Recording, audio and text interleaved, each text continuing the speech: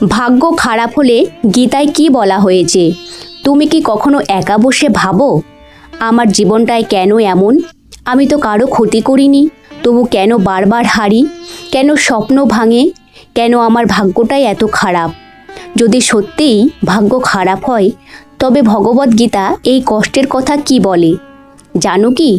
কুরুক্ষেত্রের যুদ্ধক্ষেত্রে একজন যোদ্ধা দাঁড়িয়েছিলেন।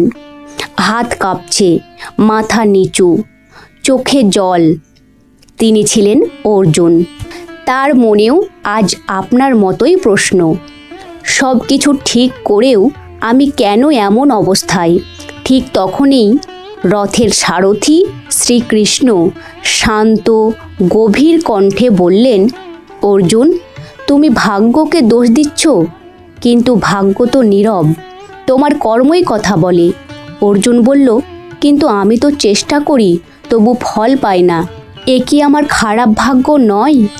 শ্রীকৃষ্ণ মৃদু হেসে বললেন, মানুষ যখন কারণ বোঝে না, তখন সে নাম দেয় খারাপ ভাগ্য। কিন্তু গীতায় আমি বলেছি, ভাগ্য নয়, কর্মই মানুষের ভবিষ্যৎ লেখে। তিনি বললেন, তুমি আজ যে কষ্ট পাচ্ছ, তা তোমার শাস্তি নয়, তা তোমার প্রস্তুতি। অর্জুন বিস্ময়ে তাকালো। শ্রীকৃষ্ণ বোঝালেন, আগুনে না পড়লে সোনা খাঁটি হয় না, ঝড় না এলে গাছের শিকড় শক্ত হয় না, তেমনি কষ্ট ছাড়া মানুষের আত্মা জাগে না।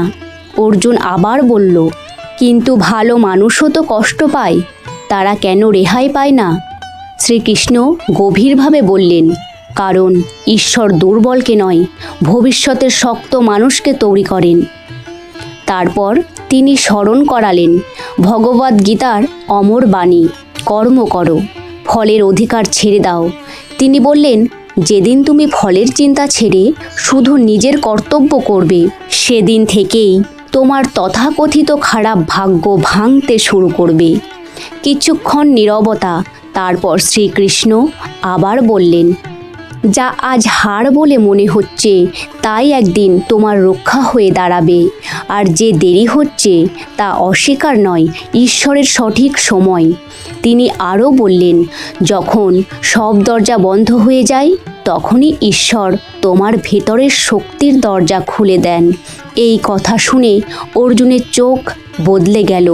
ভয় নেই, শুধু দৃঢ়তা। সে বুঝে গেল ভাগ্য খারাপ নয়, সে শুধু এখনও তৈরি হচ্ছিল। যদি আজ তোমার জীবন এলোমেলো লাগে, যদি মনে হয় সব কিছু তোমার বিপক্ষে, মনে রেখো, গীতা বলে, তুমি ভাঙছ না, তুমি গড়ে উঠছ। আর ঈশ্বর কখনো অসম্পূর্ণ মানুষ তৈরি করেন না।